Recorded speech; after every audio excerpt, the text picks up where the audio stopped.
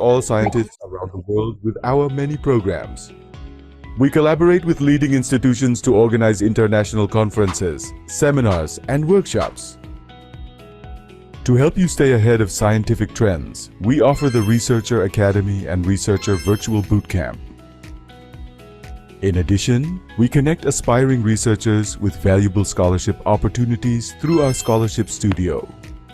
To keep you updated with the latest in science, we provide curated scientific articles, research insights, and event announcements. Are you ready to embrace your journey with us? Join Generasi Peneliti and let's connect the dots of science together.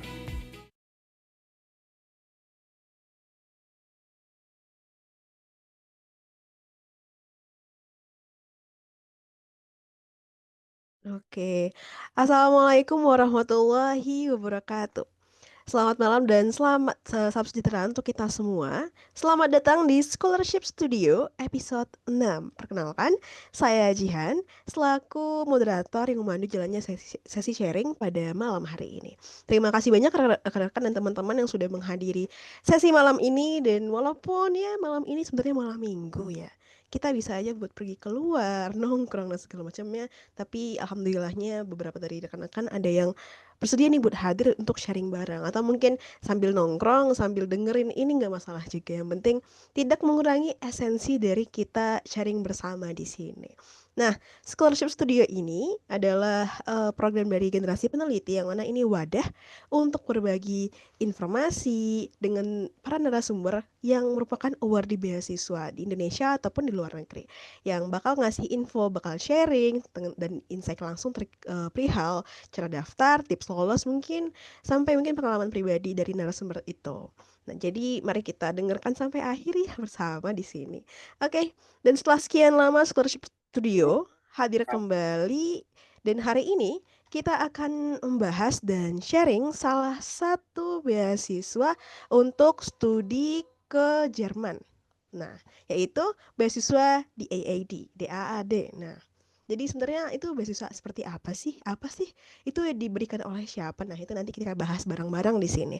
Dan sesi hari ini, narasumber kita akan sharing terlebih dahulu tentunya tentang scholarship ini. Setelahnya, rekan-rekan bisa bisa nih bertanya melalui sesi tanya jawab nantinya.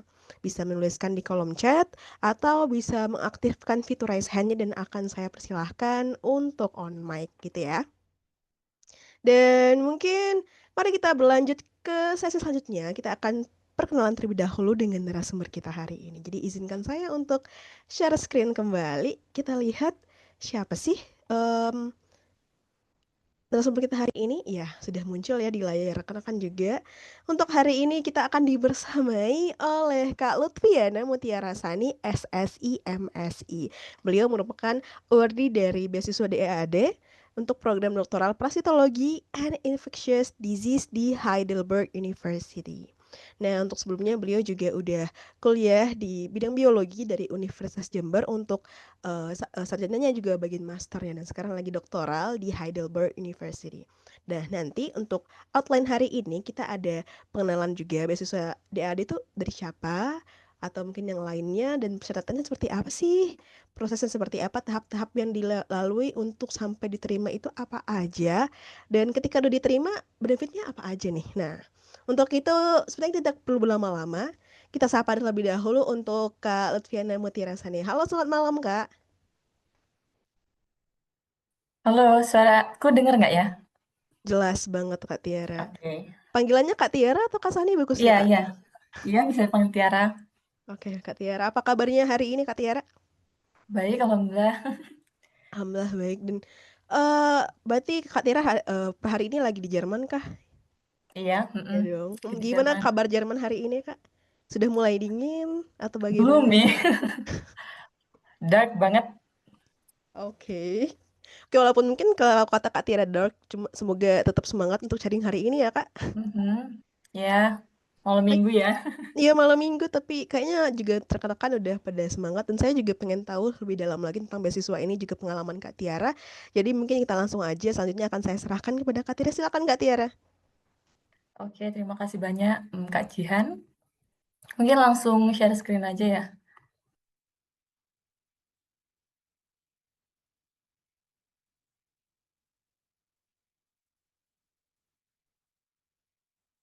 Udah kelihatan belum? Sudah, Kak. Oke.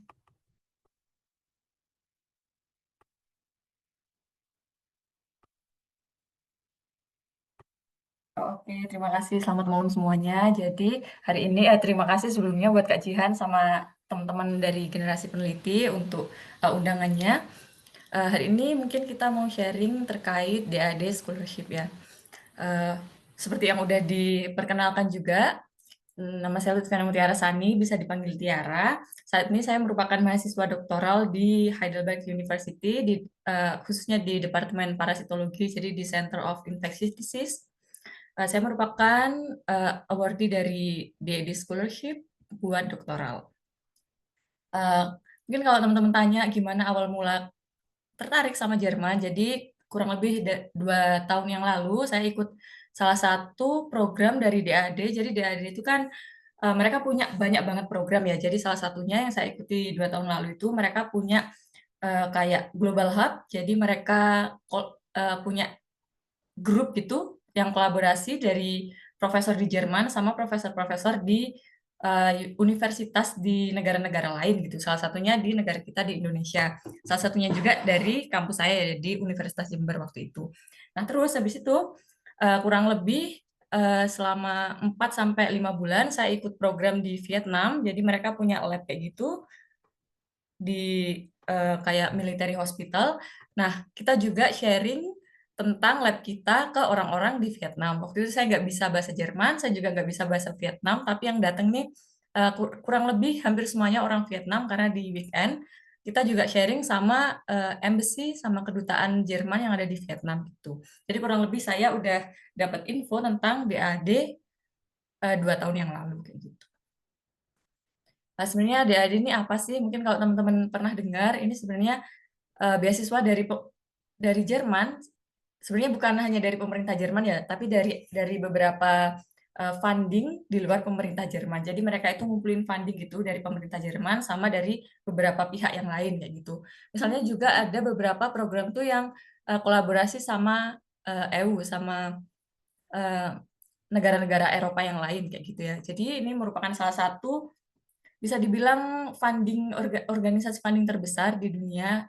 Mereka tuh fokus untuk exchange student sama researcher kayak gitu. Biasanya mereka tuh fokusnya tentang studi sama riset di Jerman atau juga orang-orang Jerman yang pengen riset atau studi di negara yang lain kayak gitu. Biasanya kalau di kampus saya dulu itu kita ngirim mahasiswa ke Jerman, terus ada juga mahasiswa Jermannya yang ke Jember kayak gitu.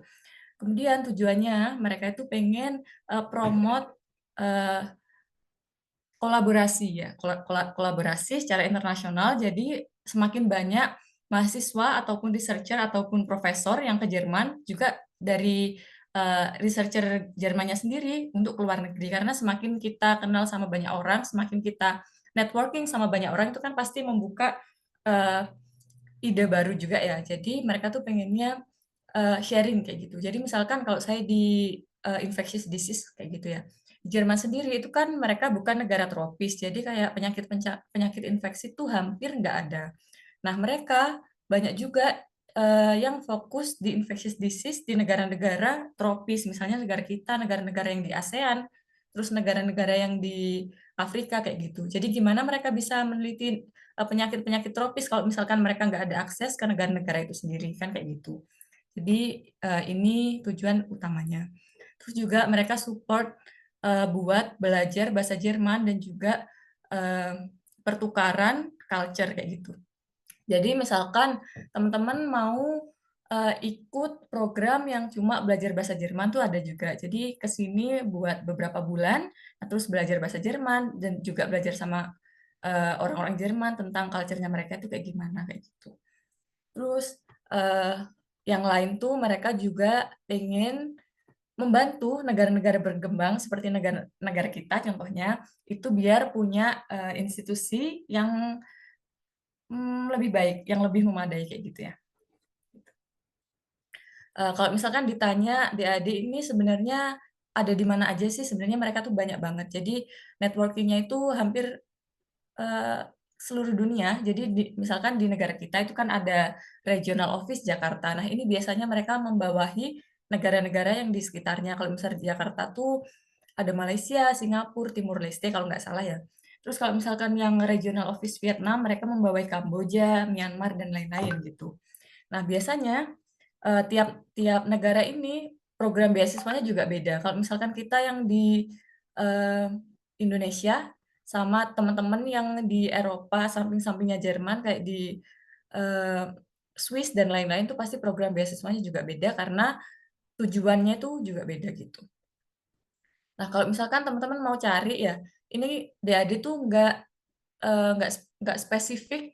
Jadi misalkan kalau mau magister ya, magisternya tuh ada banyak beasiswanya. Jadi misalkan teman-teman dari political science sama teman-teman yang dari STEM itu bisa jadi programnya nggak sama.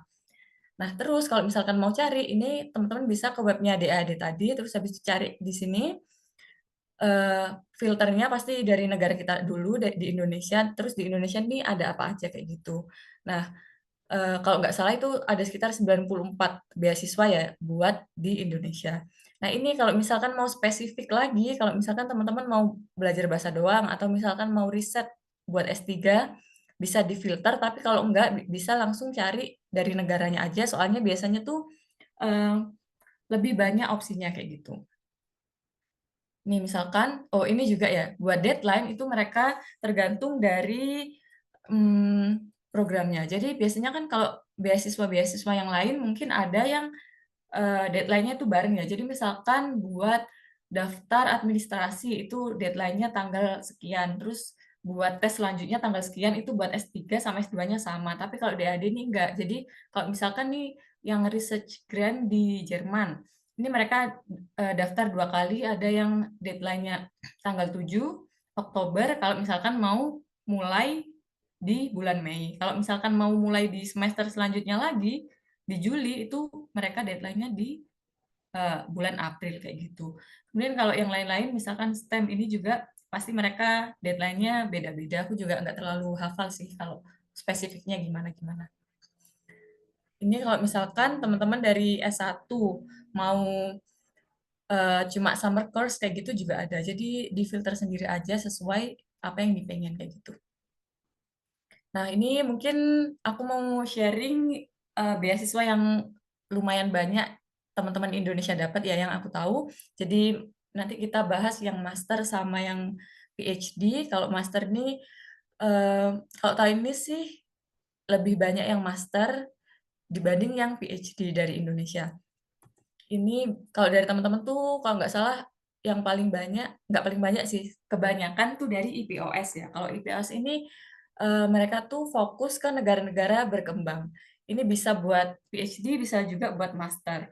Nah, kalau IPOS biasanya diharuskan punya 2 tahun pengalaman kerja kayak gitu. Nah, sebenarnya tuh diharapkan setelah programnya selesai itu pulang lagi ke Indonesia dan kerja di eh, perusahaan atau di misal kalau PNS ya di lembaga sebelumnya, tapi kalau enggak pun enggak apa-apa gitu. Diharapkannya begitu. Nah, ini juga ada beberapa negara aja, misalkan dari negara-negara yang udah berkembang, kayak misalkan di Prancis dan lain-lain, ini program IPOS ini nggak ada. Nah, terus ini kan bisa buat master sama PhD ya. Nah, durasinya juga ini tergantung dari programnya, bisa 2 tahun, bisa 4 tahun juga, jadi tergantung dari programnya. Kalau deadline-nya juga ini beda, kalau IPS ini berdasarkan kampus ya, berdasarkan kampusnya. Kalau benefit yang didapat, kalau misalkan buat master kebanyakan itu kalau tahun ini sekitar 992 euro, kalau yang PhD itu 1.300, kalau nggak salah mulai Februari tahun depan tuh naik jadi 1.400. Ini hampir semua program ya, tapi mungkin ada beberapa yang nggak sama, tapi hampir semua tuh segini buat tahun ini. Terus kita juga dapat health insurance, terus habis itu dapat travel allowance juga. Jadi kalau nggak salah dari Indonesia ke sini sekali, terus habis itu pulangnya lagi sekali lagi. Nah, kalau misalkan yang PhD itu 2 kali. Jadi misalkan setelah 2 tahun kita dapat lagi travel allowance kayak gitu. Kalau master aku kurang paham juga sih. Kayaknya ada juga, ada yang enggak juga. Nah, terus habis itu ini bisa juga kita dapat monthly rent subsidy. Jadi misalkan kalau di Jerman tuh segini itu uang paling minimum ya, uang paling minimum. Nah, terus kalau misalkan kita tinggal di daerah-daerah yang agak mahal, misalkan di Berlin, di Munchen kayak gitu, kayaknya segini tuh terlalu mepet, jadi agak susah kita dapat tempat tinggal yang setidaknya layak gitu ya. Jadi biasanya itu kita bisa ngajuin rent subsidi gitu. Jadi ini plus beberapa euro lagi kayak gitu. Jadi ini masih belum fix ya teman-teman. Tambahnya tuh juga lumayan sih tergantung dari tempat tinggal yang teman-teman pilih. Misalkan aku sekarang juga ngajuin rent subsidi karena tinggalnya di daerah yang agak mahal kayak gitu. Terus juga ada juga monthly allowance buat accompanying member of family. Jadi misalkan udah menikah, bawa pasangan atau misal bawa anak kayak gitu, itu juga ada tambahan dari DAD ya. Jadi tergantung jumlah keluarga yang dibawa kayak gitu. Terus ada lagi kalau misalkan di Jerman itu kan housing itu sangat kompetitif ya, dan juga di situ agak ribet karena kita harus bayar deposit. Jadi biasanya deposit tuh bisa 2 sampai 3 kali harga sewa rent kayak gitu. Sementara kalau kita baru datang, itu kan pasti perlu uang banyak ya, meskipun kita dapat travel allowance tadi, tapi kadang tuh agak memberatkan. Jadi DAD tuh masih ngizinin kita buat apply buat rent deposit gitu. Jadi misalkan kalau rent depositku sekarang tuh bisa sampai 1.500, itu kan lumayan banget ya. Jadi kita bisa apply ke mereka dan mereka kasih ke kita, nanti kita kayak dikurangi per bulan gitu monthly allowance-nya kayak gitu. Kalau seleksinya gimana? Jadi ini juga tergantung dari program yang teman-teman mau ambil. Jadi harus udah lulus S1. Terus habis itu diharuskan, sebenarnya nggak harus sih, tapi ini sangat-sangat jadi nilai plus gitu. Punya 2 tahun pengalaman kerja. Terus habis itu pasti kita nulis motivation letter dan lain-lain, gimana kita mau kontribusi ke Indonesia, ke negara kita balik gitu. Kontribusi itu nggak harus pulang kerja di Indonesia kayak gitu, mereka nggak mengharuskan, tapi ya teman-teman pasti punya caranya sendiri buat kontribusi, pasti kayak gitu ya. Nah, terus kalau IPOS ini tergantung ini ya, IPOS itu tergantung dari kampus dan jurusan teman-teman. Jadi mereka punya beberapa, ini misalkan teman-teman jurusannya dari misal apa ya, dari urban management kayak gini. Nah, itu ada kampusnya tuh di TU Berlin. Nah, ini mereka tiga bulan, jadi 3 semester, habis itu teman-teman pulang ke negaranya masing-masing. Nah, ini jadi tergantung masing-masing kampus. Jadi bukan DAAD langsung yang nyeleksi. Jadi teman-teman daftarnya ke kampusnya ini, habis itu mereka yang seleksi, habis itu baru teman-teman diterima. Ini misalkan kalau di kampusku adanya IPOS ini ini Master di International Health ya di Heidelberg. Ini 12 bulan di sini, habis itu selanjutnya teman-teman pulang. Nah, ini kalau misalkan PhD juga ada, misalkan di Munich, ini kayak gini. Nah, terus ini kuotanya kalau misal teman-teman tanya berapa, itu tergantung dari kampusnya masing-masing ya. Aku juga nggak tahu, nggak terlalu spesifik, tapi biasanya tuh nggak terlalu banyak sih. Misalkan, setauku misalkan teman-teman yang di TU Berlin itu sekitar nggak sampai 10. Nah, kalau IPOS karena ini berdasarkan kampus, itu mereka seleksinya dari semua negara. Jadi kandidat semua negara itu diseleksi, nah mereka pilih 7 orang misalnya kayak gitu. Gitu. Jadi kandidat yang lain saingan kita itu bukan teman-teman dari Indonesia aja, tapi dari seluruh dunia yang pengen daftar di satu program kayak gini. Terus habis itu program ini teman-teman nggak cuma boleh daftar satu. Jadi misalkan teman-teman dari ini ya kesehatan masyarakat atau biomedical atau apapun yang pengen di medicine, jadi teman-teman bisa daftar, aku lupa 2 atau 3, misalkan 2, jadi teman-teman bisa daftar misalkan di Berlin sama di Heidelberg kayak gini ya. Itu bisa, boleh banget. Di satu motivation letter, teman-teman pilih 2 kayak gitu. Gitu ya, sorry. Terus ini ada lagi, yang selanjutnya itu dari STEM. Nah, kalau STEM ini beda lagi sama IPOS, jadi ini khusus buat teman-teman yang di Science, Teknologi, Engineering, sama Mathematics. Nah, terus ini biasanya pasti bukan diutamakan ya, tapi gimana kita pengen kontribusi ke negara asal kita itu pasti jadi nilai plus, tapi balik lagi kontribusi itu nggak harus pulang, itu terserah.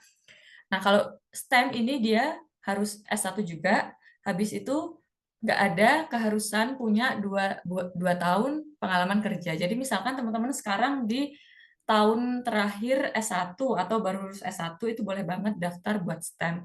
Kalau teman-teman yang tahun ini dapat STEM itu lumayan banyak dari Indonesia, itu kebanyakan langsung sih, belum punya pengalaman kerja kayak gitu. Nah, terus ini juga nggak disarankan kalau udah punya gelar S2, buat S2 lagi, kayak gitu. Nah, kalau STEM ini mereka seleksinya per negara, jadi per regional office, misalkan di Jakarta. Nah, jadi kandidat-kandidatnya itu dari Indonesia juga, jadi teman-teman bersaingnya sama teman-teman yang lain, kandidat yang lain dari Indonesia, kayak gitu. Jadi daftarnya di website DAD, bukan ke kampusnya.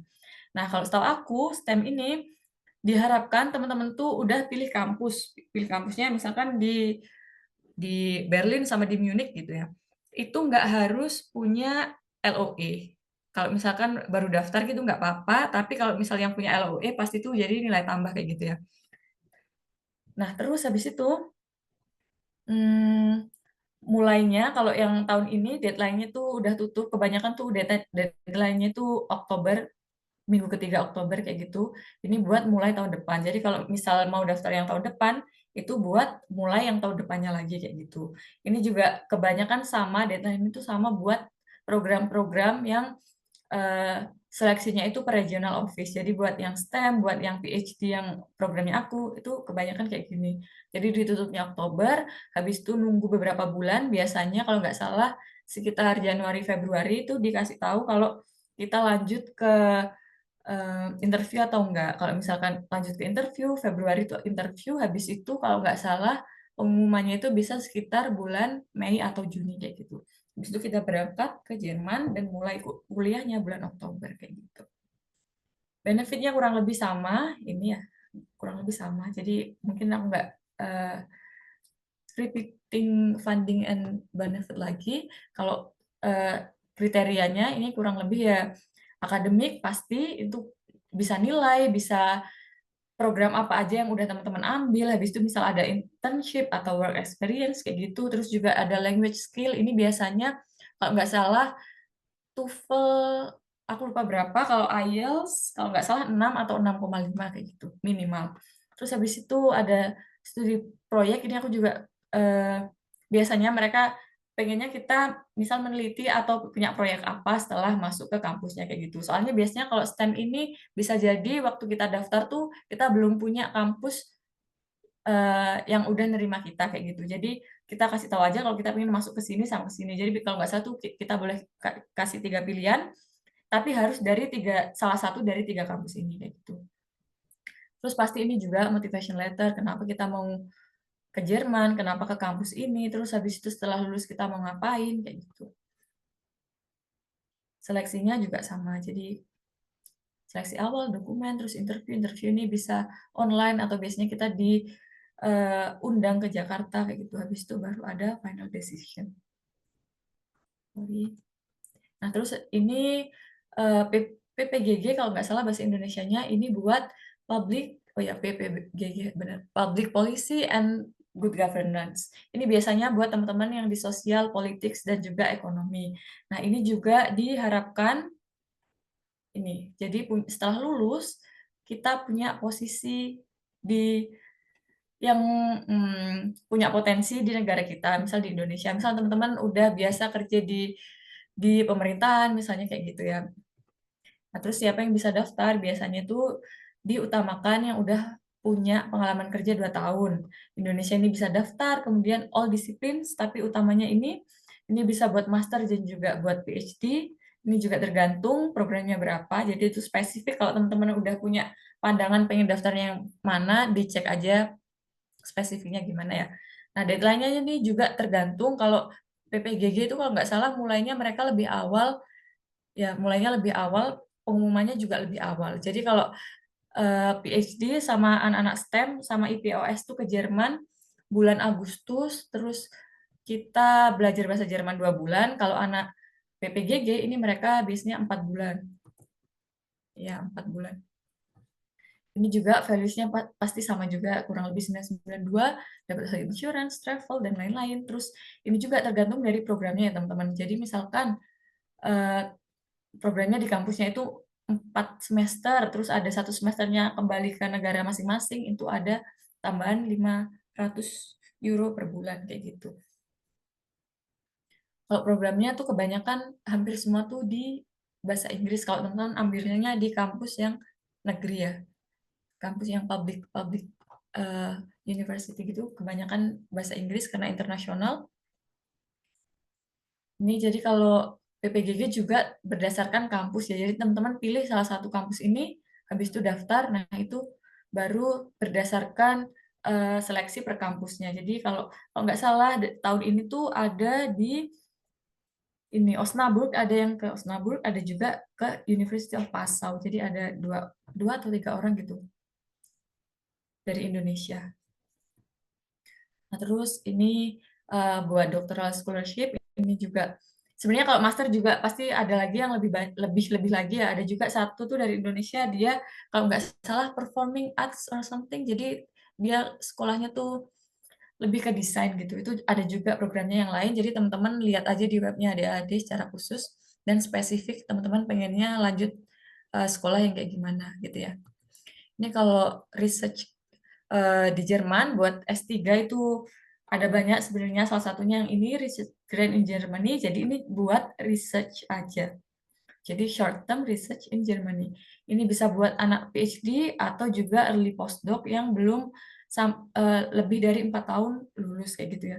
Oh ya, jadi biasanya kalau program-program kayak IPOS, kayak STEM juga mungkin sama PhD itu diharapkan teman-teman lulusnya itu nggak lebih dari 6 tahun gitu. Jadi kalau misalkan udah 5 tahun dari lulus S2 gitu, itu masih bisa daftar ke PhD. Kalau misalkan udah 6 tahun tuh mungkin nggak bisa, tapi ada beberapa kasus yang diperbolehkan. Misalkan teman-teman habis sakit atau habis ada keperluan misal ngurus orang tua, atau misalkan habis menikah, hamil, ngurus anak, itu juga diperbolehkan. Jadi dikasih tahu aja, nulis surat kayak gitu, kenapa ada gap yang lumayan jauh dari lulus sebelumnya dan kenapa lanjut sekolah lagi kayak gitu. Nah, kalau ini karena kan cuma short term ya, jadi biasanya tuh cuma beberapa bulan aja. Nah, misalkan kalau teman-teman tuh PhD di Indonesia, nah ini bisa daftar, atau di negara yang lain terus pengen riset di Jerman gitu. Ini bisa daftar, atau misalkan yang postdoc udah 4 tahun setelah lulus gitu, ini boleh juga daftar. Terus habis itu nggak bisa buat keseluruhan di Jerman. Jadi misalkan teman-teman pengen full S3 di suatu kampus di Jerman tuh nggak bisa buat research grant in Jerman, itu programnya beda lagi yang lain ya. Jadi apa yang bisa didanai itu project riset. Kemudian ini biasanya bisa di kampus negeri atau kampus swasta juga bisa, atau di riset institute gitu. Misalkan Max Planck kalau pernah dengar, atau di banyak ya di Jerman kan lumayan banyak, itu juga bisa juga. Nah, terus disupervisi sama scientific host di Jerman. Jadi misal mau ke kampusku nih, ke Heidelberg, terus bilang ke salah satu profesor, aku pengen meneliti ini, bisa nggak selama setahun gitu, itu bisa juga kayak gitu. Jadi kalau doktoral itu selama 2 sampai 12 bulan aja, kalau misalkan buat postdoc maksimal 6 bulan atau 1 semester. Nah, ini dibuka 2 kali setiap tahun. Jadi misalkan teman-teman pengen tahun depan bulan Mei mulainya nih. Nah, itu biasanya ditutupnya bulan Oktober. Kalau misal fundingnya buat Juni atau setelah Juli atau misal Oktober kayak gitu, ini biasanya ditutup bulan April kayak gitu. Nah, ini benefitnya kurang lebih sama ya. Kalau S3 tuh mulai Februari tahun depan tuh 1.400. Ini juga pasti sama, kita dapat insurance, travel allowance, dan lain-lain. Nah, ini kalau buat S3 itu ada research allowance sekitar 460. Ini annually, jadi setiap tahun. Nah, ini juga sama. Kalau misalkan bawa keluarga, kalau misalkan ada keperluan yang lain-lain itu juga bisa. Terus habis itu ada juga disupport untuk belajar bahasa, ini bisa online atau bisa juga di Jerman kayak gitu. Kalau seleksinya gimana? Pasti juga sama, ada akademik. Misal juga kita pengalaman risetnya apa aja kayak gitu, terus juga publikasi atau pernah presentasi di suatu seminar, terus juga language ini juga pasti perlu karena kita kan di sini pasti setidaknya di lingkungan yang bahasa Inggris, ya. Terus habis itu kualitas dari riset kan, kalau misal kita mau daftar research grant pasti kita harus bawa kita mau meneliti apa kayak gitu. Jadi dijelaskan juga riset project-nya itu mau seperti apa. Yang diutamakan pasti original ya, bukan yang plagiasi, terus juga fit atau enggak dengan host institusi. Jadi misalkan eh, ke ke ke kampus, misal aku nih malaria kayak gitu. Jadi diusahakan nyari yang emang benar-benar di sini tuh udah oke meneliti tentang malaria atau penyakit infeksi yang lain kayak gitu. Jadi kita nggak perlu karena kalau kita yang bawa riset itu kan kita mau bawa sesuatu ke host institusi kan. Nah, itu kalau misalkan aku mau riset ini tapi di sana nggak ada alatnya kan juga susah juga gitu ya.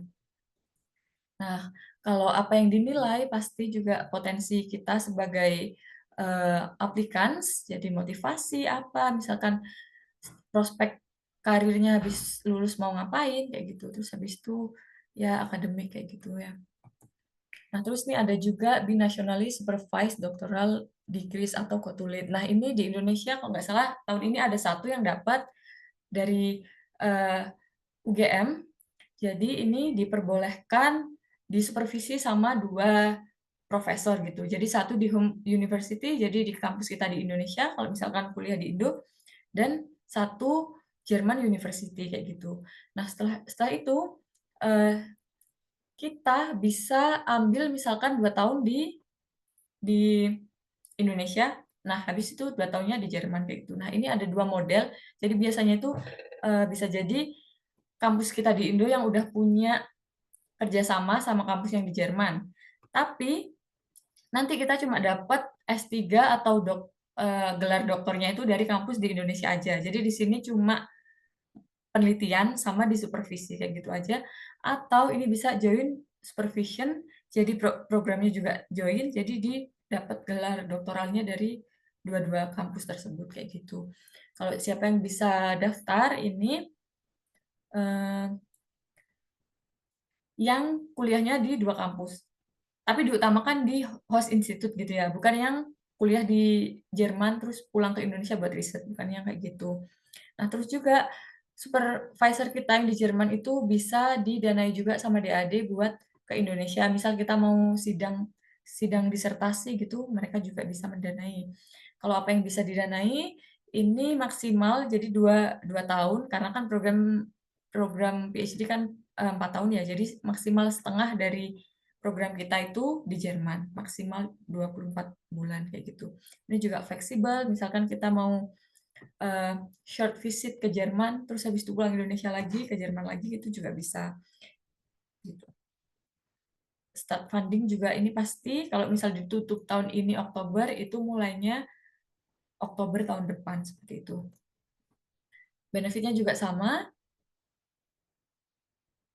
tapi untuk language supportnya ini bisa online, tapi kalau yang binationally supervised ini nggak bisa full di Jerman gitu, language first-nya. Terus kalau selection kriterianya juga sama ya kurang lebih teman-teman, ya kurang lebih seperti ini. Nah ini durasinya, sorry.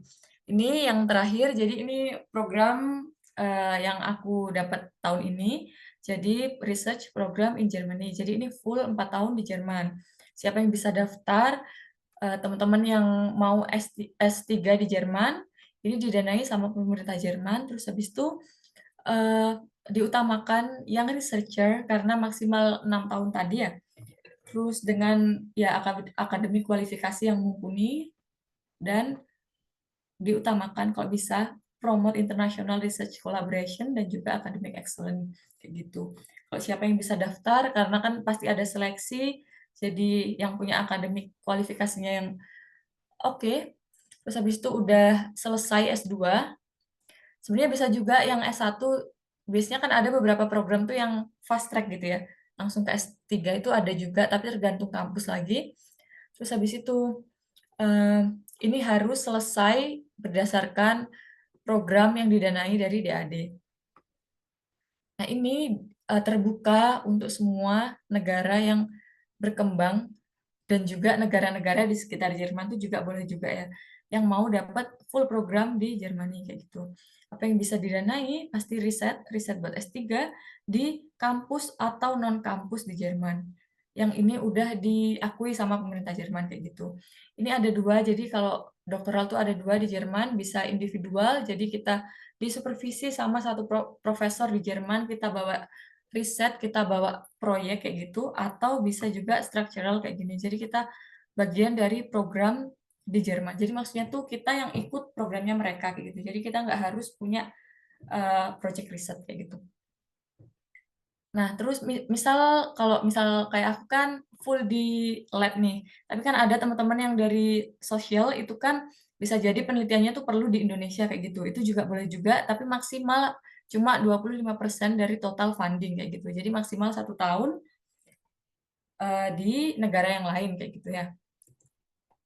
Sorry lagi, ini untuk durasinya, jadi bisa sampai 4 tahun. Jadi pertamanya kita dapat 3 tahun, 3 kalau misalkan kita bisa mumpuni itu 3+1 nanti setelah 3 tahun dievaluasi lagi, intinya kayak gitu ya. Nah, ini kalau misalkan yang daftar tahun ini pasti buat tahun selanjutnya kayak gitu. Nah, kita juga harus punya annual project yang diserahkan ke mereka gitu. Jadi ada report-nya, terus mereka menilai lagi buat tahun selanjutnya kayak gitu. Jadi ini kalau benefitnya juga sama 1.400, ada health insurance, ada travel allowance juga, dan research allowance ini sekitar 460 ini bebas sih sebenarnya, teman-teman mau beli laptop boleh, mau beli baju winter juga boleh, ini per tahun ya setiap Oktober. Nah, terus ada juga additional benefitnya kurang lebih sama kayak yang tadi, monthly subsidy, allowance buat family kayak gitu. Juga ada language support gitu. Jadi kita sebelum mulai program S3 itu kita bisa ikut language course di Jerman. Ini tergantung juga dari DAAD-nya, bisa kasih 4 bulan, 2 bulan, atau 6 bulan. Tergantung dari program kita gitu. Misal kita juga perlu tes bahasa Jerman nih, misal setelah lulus mau kerja di Jerman itu kan perlu bahasa ya. Ini juga mereka bisa mendanai. Nih, jadi kalau gimana seleksinya, ini kurang lebih kalau yang dari negara itu biasanya sama ya. Jadi ada kualifikasi, misal academic achievement pasti kita perlu ijazah, terus transkrip nilai kayak gitu. Terus habis itu kita punya sertifikat bahasa Inggris. Habis itu misal kita punya publikasi atau misal kita punya pengalaman presentasi di conference, itu juga dilampirkan. Habis itu kita harus punya research project. Nah, ini kita menulis sendiri proyek kita, kalau misalkan individual, kita yang bawa proyeknya, atau kalau misalkan kita ikut profesor, biasanya profesor yang kasih ke kita mau meneliti tentang apa, kayak gitu, terus kita yang nulis proposal berdasarkan idenya profesor tadi. Habis itu ini, pilihan host institusinya. Misalkan aku di Heidelberg, jadi aku harus punya surat dari profesor kalau dia benar-benar mau menerima aku di labnya dia. Jadi kalau S3 tuh nggak harus punya LOE, tapi kita punya spesifik kontak dengan profesornya kayak gitu. Jadi kayak kurang lebih kayak surat rekomendasi gitu. Itu ya. Terus ini juga sebenarnya ini nggak diwajibkan buat relevan dengan negara kita. Jadi lebih ke tujuan global kayak gitu, teman-teman. Nah, terus juga ini potensial, pasti ini ditulis di motivation letter ya, kenapa teman-teman mau ke Jerman, terus nanti setelah lulus pengennya gimana, kerja di Jerman atau di Indonesia atau mau ke negara lain gitu, karena nggak diwajibkan pulang ke Indonesia, itu opsional masing-masing. Terus habis itu, ini kalau misalkan emang udah punya sertifikat bahasa Jerman juga boleh dilampirkan. Terus habis itu non-studi skill ini misalkan udah punya work experience atau misalkan ikut organisasi itu juga bisa dilampirkan ya. Ini ya kurang lebih kayak gini. Ini hampir sama juga ya, CV, list publikasi tadi, motivation letter ini 1-2 halaman kayak gitu, research proposal. Nah, terus ini juga kita dari host institute perlu surat dari profesor tadi. Nah, terus kita juga punya waktu gitu, timeline-nya kita selama 3 tahun atau 4 tahun tuh gimana, tahun pertama tuh mau menelitinya sampai apa, tahun kedua apa, kayak gitu. Nah, terus kalau misalkan kita di programnya struktur gitu ya, jadi ada modul plan-nya, tiap tahun tuh ambil kelasnya apa aja, kayak gitu. Nah, terus ini juga, jadi beberapa riset tuh kan perlu adanya etik ya. Jadi ini juga disampaikan kalau misalkan di risetku, karena aku perlunya riset dengan sampel medis, jadi itu kan perlu ethical clearance dari entah rumah sakit atau dari kampus kayak gitu. Kalau misalkan kerja dengan genetic engineering itu juga dilampirkan. Ini nanti gimana cara kerjanya kayak gitu. Nah, terus ini juga academic record, jadi perlu ijazah, terus abstrak skripsi sama tesisnya itu gimana dulu. Terus habis itu ini ya, school living certificate ini biasanya sebenarnya karena di negara kita itu SMA-nya 12 tahun, sementara di Eropa tuh kebanyakan mereka 13 tahun gitu. Nah, terus ini language certificate juga sama. Ya, kalau misalkan udah kerja, itu gimana? Misalkan cuma ambil cuti kerja, nanti pulang lagi, misalkan kalau S3 itu kan banyak juga yang udah jadi dosen gitu, cuti kerja, terus balik lagi, atau misalkan kita resign, terus ya nanti cari kerja setelah lulus, itu juga disampaikan. Habis itu surat rekomendasi ini cuma perlu satu, jadi dari entah teman-teman misal punya dosen pembimbing di kampus yang sebelumnya. Nah, ini juga sertifikat ini opsional. Gitu. Jadi selanjutnya ke tips and trick. Jadi kalau yang tadi tuh kan kurang lebih aku nyampaikan cuma sekitar 6 ya. Itu sebenarnya masih banyak lagi, tapi teman-teman cek sendiri di websitenya DAD ya. Kalau tips and trick sebenarnya banyak banget ya. Jadi karena kita perlu motivation letter ini, teman-teman perlu jelasin kenapa ke Jerman dan kenapa program ini kayak gitu. Jadi biasanya tuh nggak linear tuh nggak apa-apa. Misalkan kita S1 pengennya, S1-nya kita lulusan dari biologi misal aku ya, terus S2-nya pengen kedokteran, yang kesehatan, medicine tuh juga nggak apa-apa, tapi dijelasin kenapa kita pengen ke sana kayak gitu. Nah, terus ini jelaskan juga personal sama academic reason. Jadi kalau nulis motivation letter tuh lebih ke gimana kita bisa menarik yang baca. Jadi bukan menulis kembali CV yang kita punya ya. Jadi bukan misal motivation letternya tuh namaku Tiara, aku umur segini segini segini tuh kalau bisa dihindari. Jadi lebih baik jelasin gimana orang yang baca tuh tertarik buat baca motivation letter kamu kayak gitu. Terus dikoneksikan juga goals-nya, gimana kita bisa kasih kontribusi yang lebih besar, entah itu kontribusi ke negara atau kontribusi secara global kayak gitu ya. Nah, terus ini academic fit. Jadi gimana kita milih kampusnya dan juga supervisor, kenapa ini match dengan project kita kayak gitu.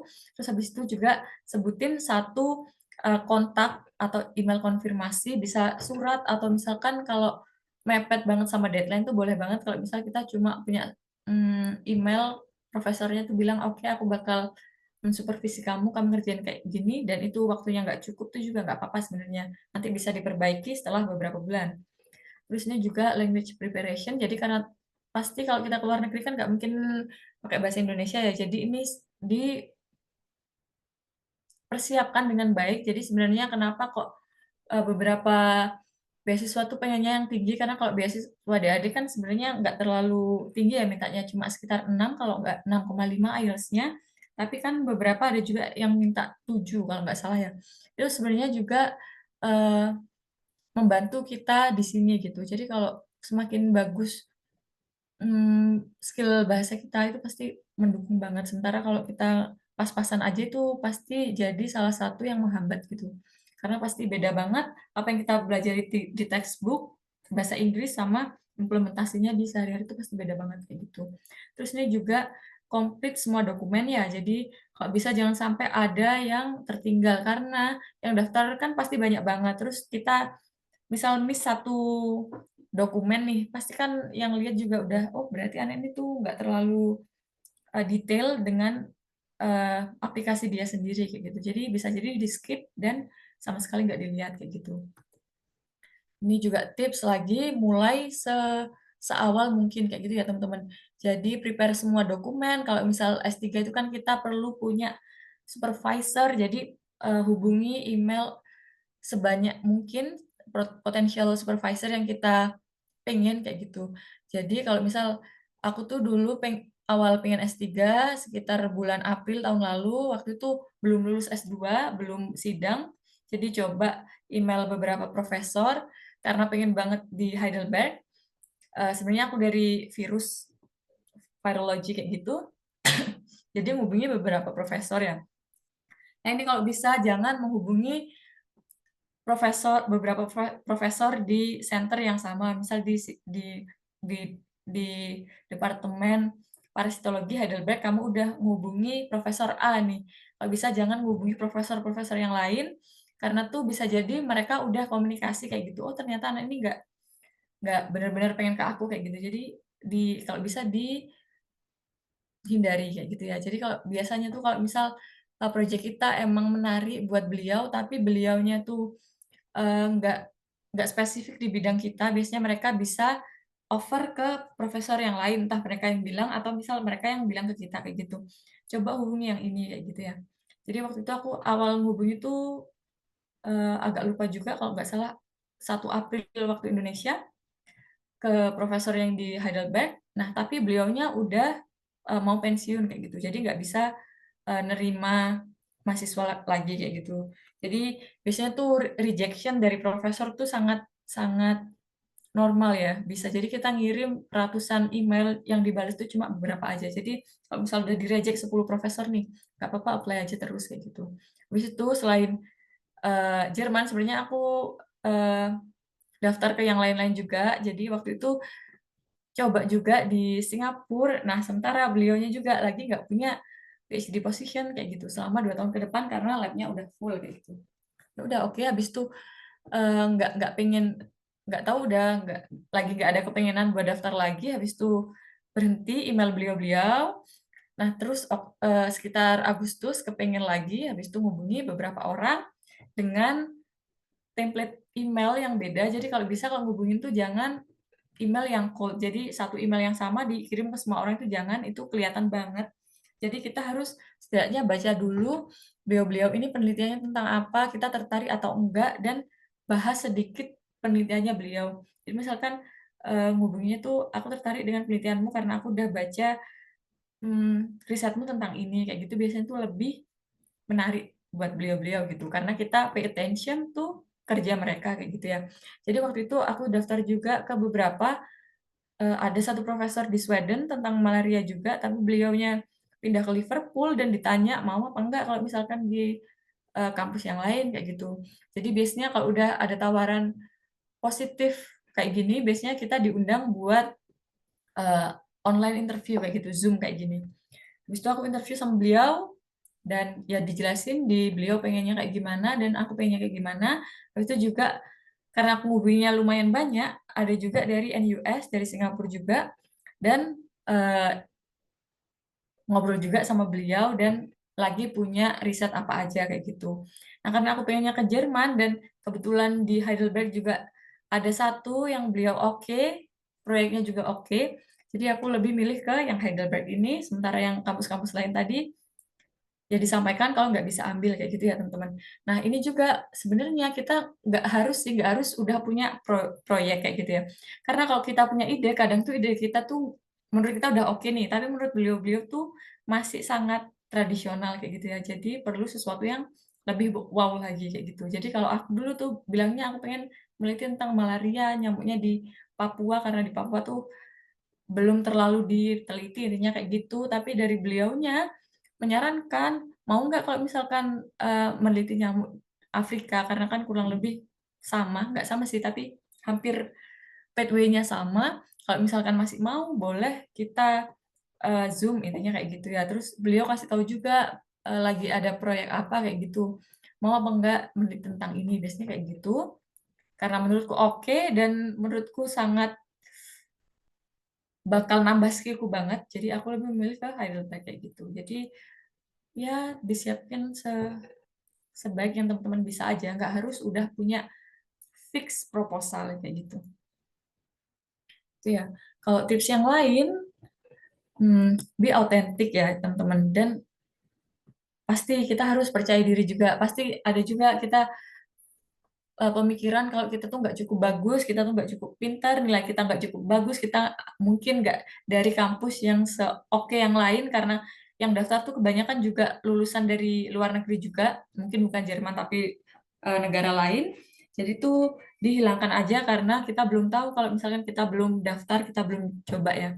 Nah, ini salah satu yang autentik tuh, ini aku kasih contoh motivation letternya aku dulu ya.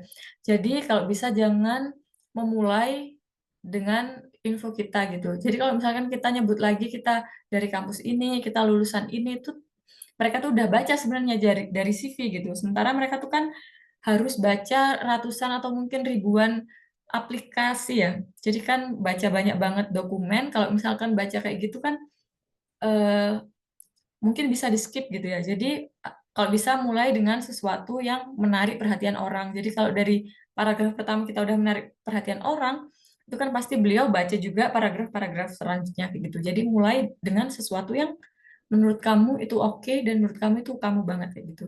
Jadi dulu aku mulainya tuh dari kayak gini.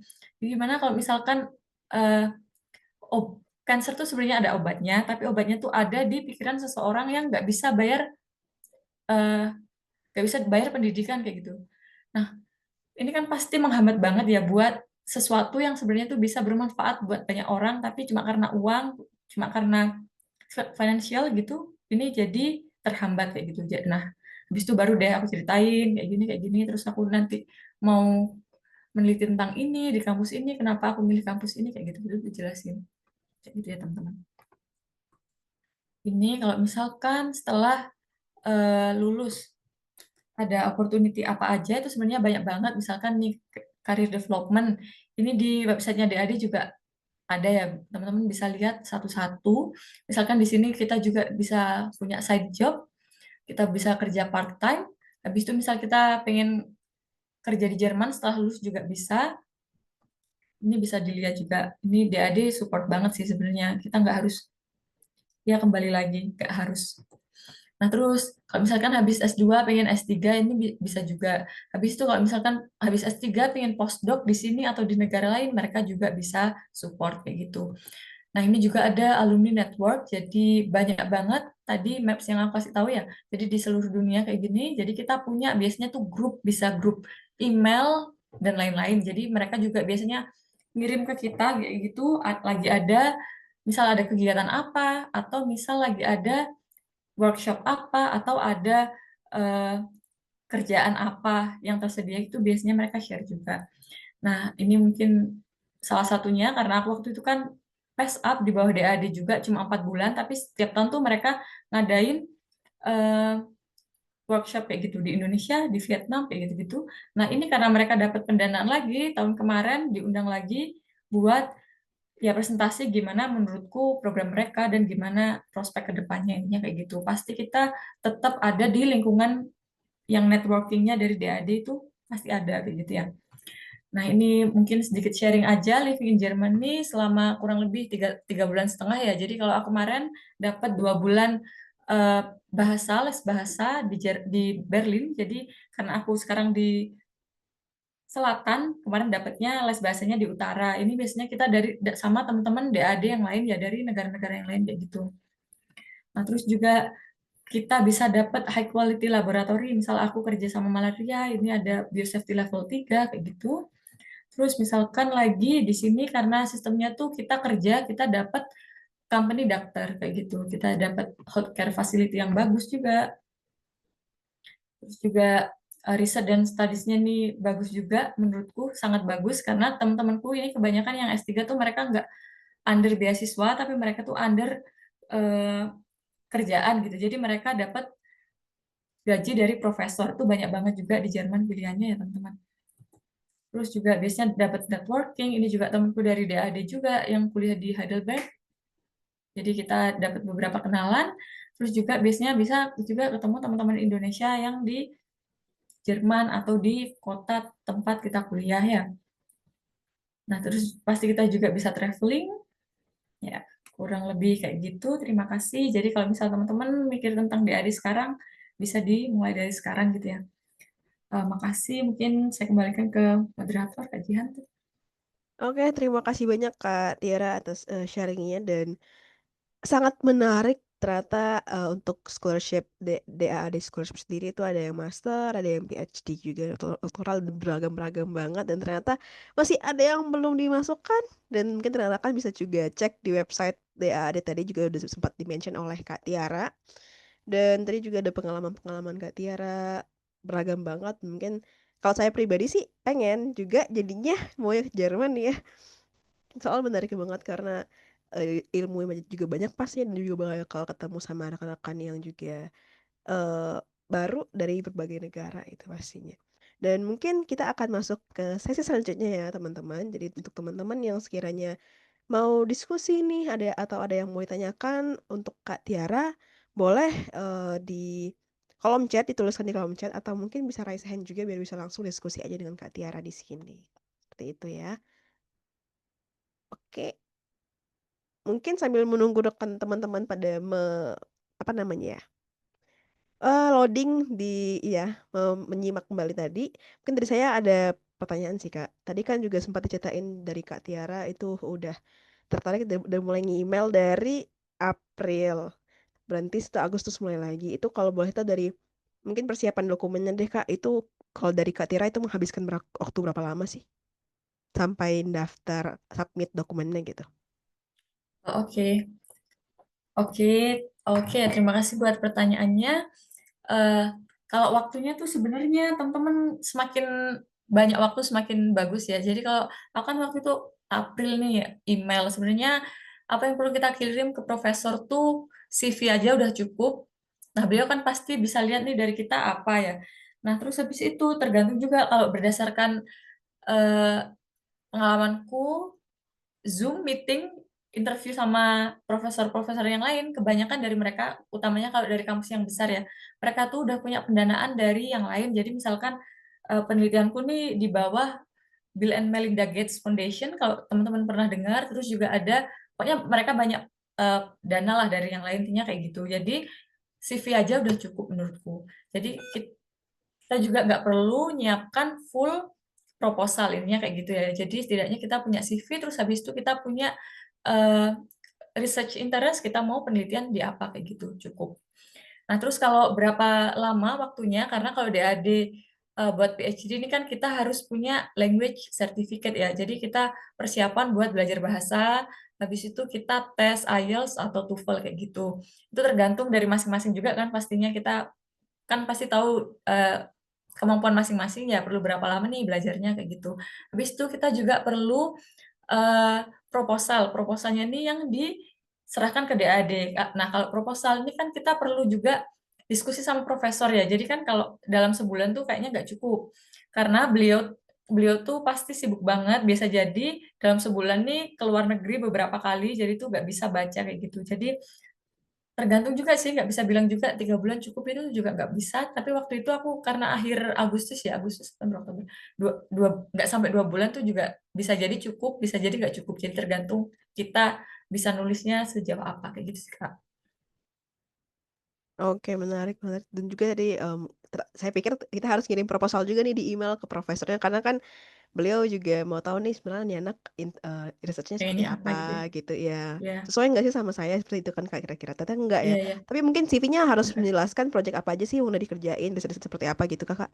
Iya, iya, benar. Lebih ke ini sih skillnya apa aja. Misal kita pernah PCR, misal kita pernah Elisa, misal kita pernah kerja di lab ini kayak gitu. Tapi tergantung juga ya. Nah ini lagi kalau di Indonesia tuh kan kebanyakan kita yang bawa project tuh. Kebanyakan kan gitu. Makanya kenapa kebanyakan orang tuh kan nulis proposal dulu. Tapi setelah aku lakuin ya, menurutku ini lebih baik kalau kita ikut proyeknya beliau-beliau karena itu menurutku labnya itu jauh lebih wow daripada pengetahuan kita kayak gitu sih. Tapi kalau mau misal benar-benar bawa bawa ide kayak gitu biasanya kalau dari anak-anak yang social science karena biasanya kan meneliti misal sesuatu di Indonesia kayak gitu ya. Itu pasti harus punya punya proposal sih. Tapi kalau mau explore bisa dilakukan kayak yang aku lakukan tadi. Soalnya kalau salah satu profesor yang di Singapura itu juga, karena aku bilang ke beliau aku mau meneliti malaria karena beliau pernah meneliti malaria, dari beliaunya, oke kalau mau meneliti malaria boleh, kita nanti ngajuin funding bareng, tapi sekarang aku lagi punya project ini, kamu mau atau enggak? Biasanya bisa jadi kayak gitu juga gitu. Oke, menarik banget sih ternyata. Dan kalau dari saya malah kepikiran kok memang dari awal Kak Tira udah interestnya ke penelitian malaria atau seperti apa sih Kak? Kok bisa kepikiran ke sana gitu? Karena kan kalau di riset sendiri pasti biologi sendiri kan banyak banget mungkin yang buat Kakak Mm, menarik gitu sampai bisa mutusin Iya, malaria aja deh gitu Kak. iya. Jadi sebenarnya kalau backgroundku sendiri ya itu waktu S1 aku kan join research group kayak gitu. Itu lebih ke vektor biologi. Jadi gimana interaksi kayak nyamuk, manusia, manusia atau host yang lain, misal hewan kayak apa ya, mamalia yang lain gitu sama parasitnya kayak gitu. Jadi kan nyamuk kan bawa banyak penyakit tuh, malaria, DBD dan lain-lain kan. Nah, waktu S1 aku meneliti lebih ke virus dengue kayak gitu, DBD. Jadi gimana cari apa tuh namanya, vaksin dari salivarinya nyamuk kayak gitu. Nah, itu diteliti di Mencit. Nah, habis itu waktu S2 aku meneliti fokus banget ke virus dengue kayak gitu ya. Nah, habis itu sebenarnya S3 aku pengennya DBD lagi nih. Makanya kenapa waktu awal-awal tuh aku emailnya ke profesor-profesor yang virologi gitu ya. Orang yang di virus kayak gitu. Tapi habis itu karena menurutku malaria ini masih oke, masih mirip-mirip, dan sebenarnya kalau funding secara global ya, kalau teman-teman di lab yang fundingnya banyak, jadi kalau labku yang sekarang tuh profesorku bukan orang Jerman tapi orang UK, dan beliau tuh fundingnya banyak banget, jadi tiap tahun tuh kita bisa ngerjakan yang lain-lain. Menurutku malaria ini fundingnya sangat besar lah, maksudnya kan setelah lulus kan kita nggak harus jadi apa ya, maksudnya bekerja di orang, misal kita pengen buka lab di Indonesia gitu kan, kita perlu perlu funding kan kayak gitu gitu. Oke, menarik juga karena relevan lah sama penelitian kakak sebelumnya di S1 sebelumnya Ya, gitu ya. Mungkin dari saya cukup dulu deh Kak, kita akan lanjut ke rekan teman-teman yang udah nanya di kolom chat dari Kak Burina oke. pertama.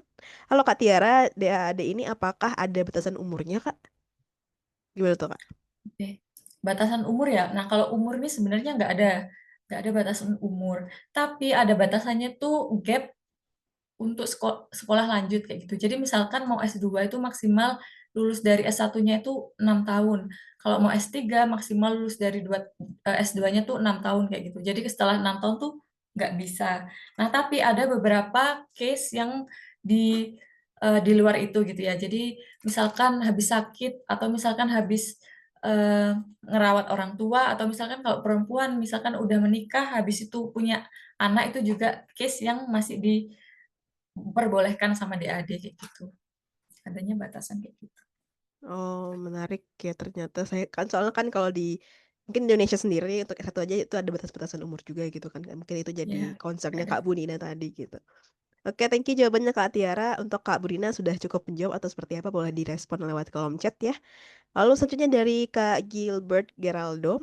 Halo Kak, izin tanya jika sudah mendapatkan LOE dari profesornya, apakah berpeluang mendapat funding DAAD-nya? Gimana tuh Kak? Oke, ini pertanyaan yang menarik ya.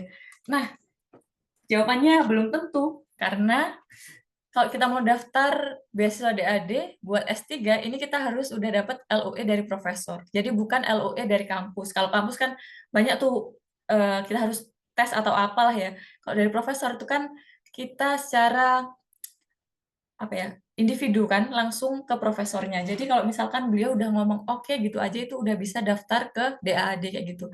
Kalau aku karena waktu itu kan daftarnya menurutku terlalu mepet, 2 bulan tuh terlalu mepet ya. Agustus akhir tuh baru interview sama profesorku yang sekarang. Habis itu orangnya, karena di Jerman ini mungkin teman-teman dengernya sangat work life balance, jadi kita punya banyak waktu buat liburan. Jadi kalau S3 itu hitungannya juga bukan student, jadi kita liburannya kayak orang kerja, jadi 30 hari. Nah, itu terserah kita mau kemana aja, dan kita mungkin sama sekali nggak akses internet gitu. Jadi profesor tuh waktu itu, oh nggak tahu kemana, mungkin ke Afrika, jadi nggak bisa menghubungi beliau, jadi aku kan perlu 2 kali revisi kalau nggak salah. Nah, sementara beliau balik balik ke kampusnya itu tanggal 20, sementara aku daftarnya tanggal 21 kan terakhir. Nah, itu aku belum dapat surat dari beliau kayak gitu. Jadi aku waktu daftar lampirin email komunikasi sejauh ini kayak gimana. Nah, setelah itu dari DAD, tapi ini kalau bisa dihindari ya, karena kita belum tahu nih aplikasi kita itu cukup kuat atau enggak. Kalau misalkan nggak cukup kuat, bisa jadi mereka langsung skip aplikasi kita. Tapi kalau cukup kuat, biasanya mereka follow up, ini kamu udah punya surat ini atau belum? Nah, setelah beberapa bulan kan pasti aku udah punya kan. Nah, itu aku masukin lagi. Nah, kalau iya atau pasti berpeluang dapat atau enggaknya, itu aku nggak tahu ya yang daftar DAD berapa, tapi eh, menurutku lumayan banyak. Terus eh, kuotanya itu nggak terlalu banyak. Jadi kalau misalkan S3 itu kan per negara. Nah, kalau tahun-tahun sebelumnya, aku nggak tahu spesifiknya berapa ya, tapi biasanya tuh sekitar belasan yang S3. Nah, terus tahun ini tuh cuma 5. Habis itu, waktu itu kan aku diundang interview kan bulan Februari. Ya, Februari itu eh, 3 hari. Interviewnya tuh misal aku Selasa itu mereka mulai dari Senin sampai Rabu itu interview orang dan itu full gitu. Jadi itu sekitar lebih dari 25 mungkin. Nah, karena dosenku yang sebelumnya itu kan alumni DAD juga, biasanya yang diundang interview itu udah lebih dari 25% yang daftar. Jadi yang daftar kan bisa jadi pasti lebih dari 150 lah ya. Kayak gitu. Nah, itu mereka semua pasti udah punya proposal. Nah, ini kan pasti udah komunikasi juga sama profesornya gitu. Jadi enggak ya gitu.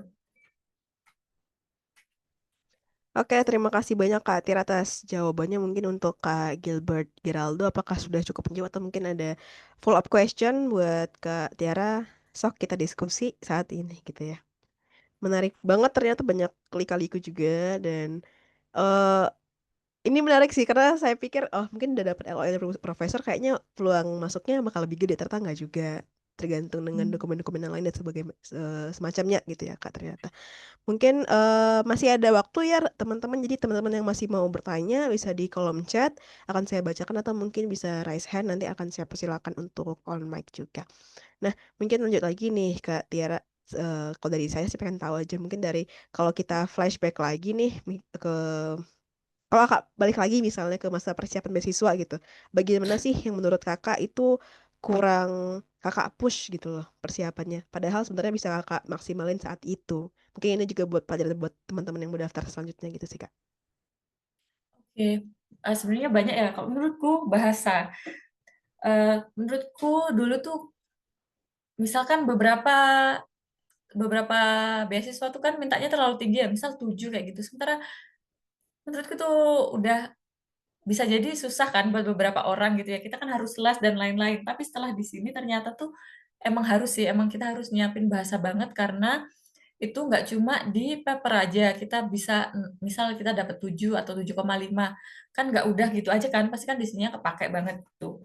Nah, terus kalau selama persiapan menurutku waktu itu perlu banget ya, karena kan nggak tahu sih kalau kalau kalau kalau aku dulu kan langsung kayak dari S2 langsung langsung gitu. Maksudnya persiapannya kurang, menurutku kurang ya, kurang kurang kurang oke lah. Dan sekarang juga menurutku kalau lebih banyak belajar pasti tuh lebih oke lah, intinya kayak gitu ya. Dan waktu interview ataupun sekarang itu kebanyakan karena S3 tuh biasanya banyak yang udah profesional. Kalau orang-orang profesional kan pasti mereka juga punya skill yang emang benar-benar udah secara langsung dilakukan di kerjaannya gitu. Jadi mungkin sekilas info aja buat teman-teman. Jadi kalau tahun ini tuh cuma 5 kan yang S3. Tahun-tahun sebelumnya bisa 13 kayak gitu-gitu, karena di Jerman tuh sama kayak di Indonesia baru ganti, politiknya baru ganti, jadi mereka masih lihat lah kayak gimana ke depannya kayak gitu, bisa sustain orang sebanyak ini atau enggak, intinya kayak gitu ya. Habis itu dari 5 ini aku cewek sendiri gitu, empatnya ini cowok semua.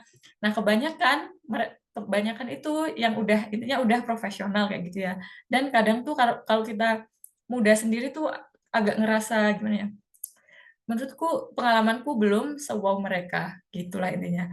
Dan waktu interview pasti kan ketemu sama kandidat-kandidat yang lain kan, dan menurutku mereka oke, oke ya gitu. Tapi balik lagi, kita harus pede ya, karena aku juga dari kampusku tuh eh, kandidat yang lain yang daftar tuh juga oke banget. Maksudnya bisa jadi dosen juga daftar. Misal mereka udah jadi dokter juga daftar kayak gitu ya. Jadi ya intinya pede dulu ya, Pak. Pastikan kita punya sesuatu yang kita nggak tahu nih apa yang dilihat dari panelisnya tuh apa kayak gitu. Jadi belum tentu nggak nggak gimana ya, nggak sesuai yang kita harapkan, intinya gitu ya. Kalau misalkan ditanya juga LOE dari profesor nih sangat berpeluang atau enggak, aku nggak tahu ya ini beneran atau enggak, tapi eh, berdasarkan yang aku lihat sebenarnya tuh nama kampus itu penting juga. Maksudnya kalau misal kita melakukan penelitian di kampus yang misal misal aku dari medical biomedik kayak gitu ya, itu kalau kampusnya oke di biomedis pasti proyeknya beliau-beliau tuh oke juga. Nah, ini kenapa aku bilang kalau kita tuh harus lihat juga proyeknya mereka apa, karena bisa jadi eh, kalau kita bawa proyek kita sendiri itu proyeknya nggak terlalu oke gitu. Jadi misalkan mungkin sainganku yang lain-lain tuh kayak dokter kayak gitu-gitu ya, karena yang dari medical tuh tahun ini aku doang kan. Sementara ya aku nggak tahu sih yang lain. Nah, itu biasanya karena waktu interview interview DAAD setelah 2 bulan tadi itu mereka lihatnya itu 80% dari riset kita. Jadi benar-benar benar ditanyai, kamu mau meneliti ini, misalkan ini gimana, terus buat Indonesia gimana, itu ada juga sih kayak gitunya. Jadi ini menurutku lumayan menarik juga karena mungkin beberapa beasiswa itu pertanyaannya terlalu personal. Jadi misalkan kalau misal kamu perempuan, terus habis itu ada kemungkinan nggak kamu bakal tinggal di sana. Misalkan ada yang tanya kayak gitu ya. Tapi kalau DAD ini menurutku mereka sangat profesional. Jadi yang ditanyai benar-benar kualitas proyek kita sama kualitas kita kayak gitu. Jadi yang pertanyaan personalnya buat aku tuh cuma kalau nggak salah kan aku udah kerja nih, terus habis lulus gimana, cuma gitu doang sih, yang lain-lain nggak ada. Paling juga cuma kalau misalkan penelitianku nggak berhasil kayak gimana gitu, nggak yang benar-benar persoalan kayak umur. Misalkan misal kalau cewek ini kan biasanya kalau daftar beasiswa tuh kan ditanyai, kamu nanti ada kemungkinan nikah sama orang sana nggak, kamu nanti ada kemungkinan stay di sana nggak, biasanya kan ada yang tanyain kayak gitu juga. Kalau dari sih nggak, sangat-sangat profesional. Oke, menarik banget ternyata Kak. Dan udah sempat di ternyata 40% interviewnya menggali tentang riset kita. Mungkin karena ini beasiswa riset kali ya Kak, jadi benar-benar fokusnya ke sana. Lalu saya jadi pengen tanya sih Kak, berarti untuk yang interviewernya atau panelisnya ini apakah orang-orang yang ahli di bidang, misalnya Kak ngelamarnya kan di bagian virus, nih malaria Ya. bukan itulah. Nah itu berarti interviewernya orang-orang yang udah tahu tentang itu atau seperti apa sih Kak? Atau memang ya orang petugas dari sananya atau seperti apa? Pengen tahu aja sih Kak. Oke, iya ya. Jadi ya kayak tadi kan, kalau misal IPOS ya contohnya, kalau program yang dari kampus. Jadi itu biasanya misal IPOS yang master di Heidelberg eh, International Health kalau nggak salah di sini ya. Jadi itu benar-benar yang interview dari pihak kampus satu doang. Jadi dari negara itu nggak interview. Terus mereka lihat biasanya pengalaman kerja, terus prospek ke depannya apa. Intinya cuma gitu aja. Tapi kalau yang dari negara ini biasanya kalau STEM terus juga yang S3 itu ya dari Indonesianya sendiri kayak gitu. Kalau waktu itu biasanya tuh misal 3 hari nih, terus mereka tuh punya beberapa ruangan gitu ya. Satu ruangan ini khusus buat yang social science. Jadi orang-orang yang di social science, yang satunya di STEM. Jadi aku tuh bareng satu di STEM. Jadi nggak apa ya, nggak spesifik di kesehatan kayak gitu, nggak. Jadi biasanya tuh panelisnya ini expert di bidangnya. Bisa jadi ada orang Jermannya atau biasanya setidaknya tuh ada eh, direktur dari DAD-nya juga kadang ya. Sama ada dari pegawai yang di DAD-nya ada. Terus habis itu setidaknya ada kalau nggak salah 4, aku juga agak lupa, kalau nggak salah 4 profesor dari Indonesia dari beberapa kampus di Indo kayak gitu. Nah, karena aku waktu itu di STEM, jadi pasti ada satu yang di engineering, ada satu yang dokter, terus yang lain aku nih kurang paham. Jadi biasanya kayaknya sih tergantung dari kandidatnya apa kayak gitu ya. Waktu itu aku ada satu dari kesehatan, beliaunya emang kalau nggak salah malaria juga sih kayak gitu. Biasanya gitu. Oh, ternyata cukup banyak ya panelisnya, ada 4 Ya, orang tadi juga. Eh berarti berarti pas interview itu Kakak dalam bahasa Inggris berarti ya Kak, karena dari ada iya, kampusnya. iya. Hmm. Bahasa Inggris. Oke, berarti saya makin paham kenapa kita harus menguasai bahasa Inggris baik itu gitu. Ya. Oke, terima kasih banyak jawabannya Kak Tiara dan di sepertinya tidak ada lagi teman-teman yang mau bertanya dan juga sudah mendekati waktu akhir. Jadi saya akhiri untuk sesi tanya jawab hari ini.